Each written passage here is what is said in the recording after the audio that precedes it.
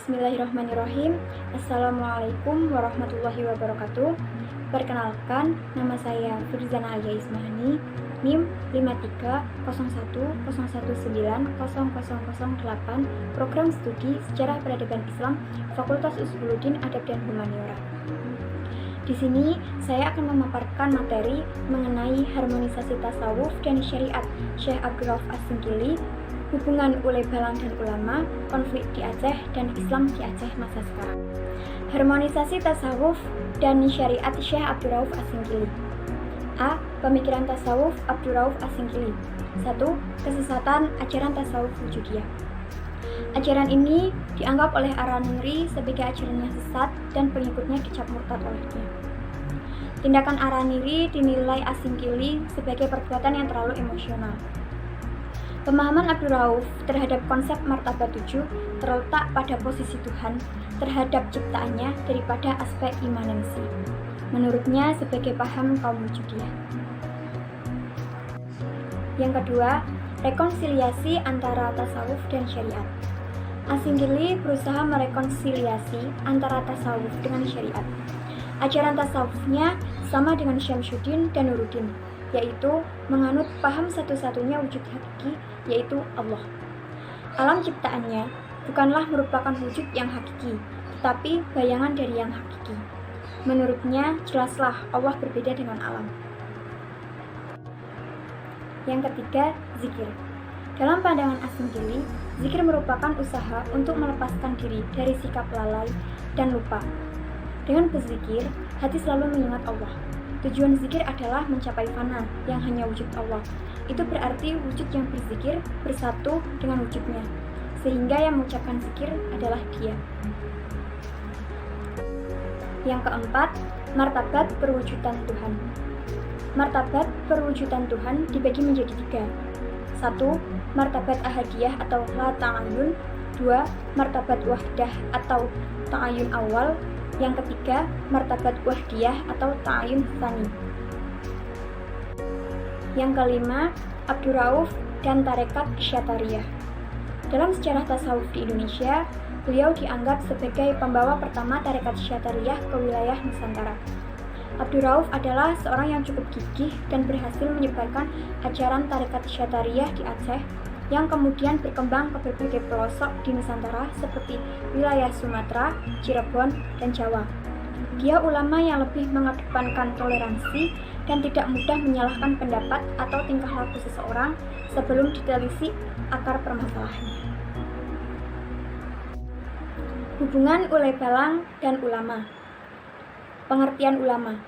Ulama berasal dari bahasa Arab, jamak dari kata alim, yang berarti orang yang mengetahui, orang yang berilmu.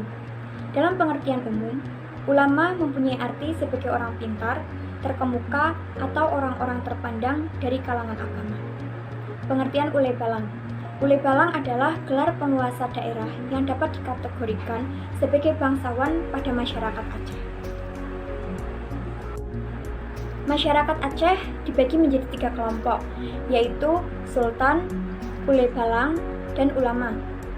Ketiga unsur kekuatan inilah yang mendominasi dan menjaga keseimbangan politik, ekonomi, dan sosial budaya masyarakat Aceh.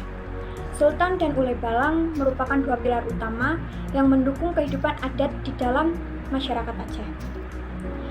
Di lain pihak, dalam lapisan yang sama, ulama muncul sebagai pilar utama yang mendukung serta memperjuangkan keberadaan dan peranan agama. Meski yang menjadi penguasa adalah ulebalang, namun kedudukan dan peranan tak kalah penting. Hal ini dapat dimaklumi sebagai kehidupan masyarakat Aceh didominasi oleh nilai-nilai agama, sehingga otomatis keberadaan ulama sangat dekat dengan kehidupan masyarakat. Secara politik, ketiga pilar itu saling berkaitan dan saling mempengaruhi.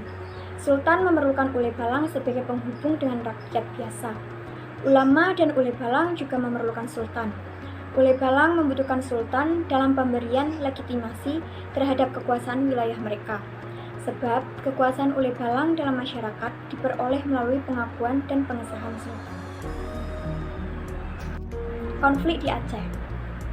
Yang pertama, reaksi ulebalang terhadap berdirinya Busa.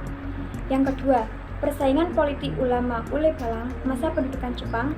Yang ketiga, Perang Jumbo. Islam di Aceh masa sekarang. 1. Pelaksanaan syariat Islam di Provinsi Aceh. Pelaksanaan syariat Islam di Aceh tidak semudah seperti apa yang kita bayangkan dan kita pikirkan. Salah satunya karena masih adanya kontroversi di kalangan masyarakat Aceh sendiri. Munculnya polemik level pemikiran para intelektual muda merupakan realitas yang cukup positif bagi masyarakat Aceh untuk mendalami keberadaan Islam baik dalam tataran pemikiran maupun terapnya di tengah masyarakat dalam kehidupan beragama. Keragaman pendapat justru membawa rahmat tersendiri sepanjang masih dapat saling menghargai perbedaan di antara masing-masing pandangan. Kedua, penegakan syariat Islam di Aceh. Penegakan syariat Islam di Aceh terus dilakukan oleh Dinas Syariat Islam dalam usaha untuk menegakkan syariat Islam dengan mengajak warga melaksanakannya penuh dengan kesadaran.